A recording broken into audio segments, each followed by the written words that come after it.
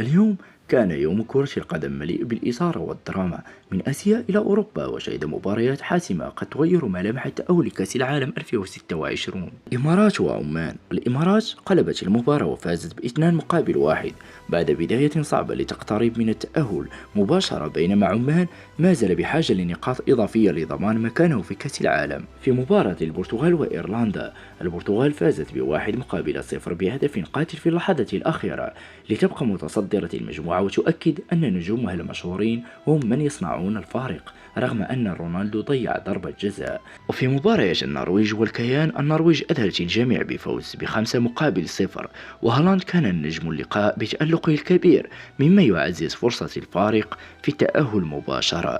اليوم كان مليئا بالإثارة والنجوم أضاءوا الملاعب.